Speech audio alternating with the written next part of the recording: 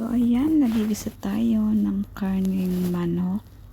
Simpleng luto lang yan. Nilagyan lang yan ng kamatis. Siyempre, lalagyan din natin ng sibuyas, bawang at paminta.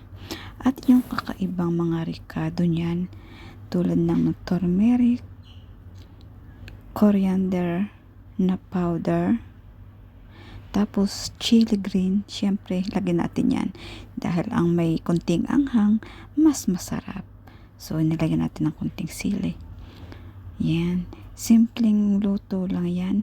Wala nang marami na inilalagay na mga ricado, pero masarap yan mga kamams. Pag natapos yan, ang sarap niyan.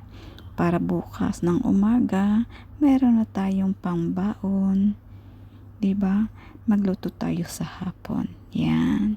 So, ayan, malapit na siya.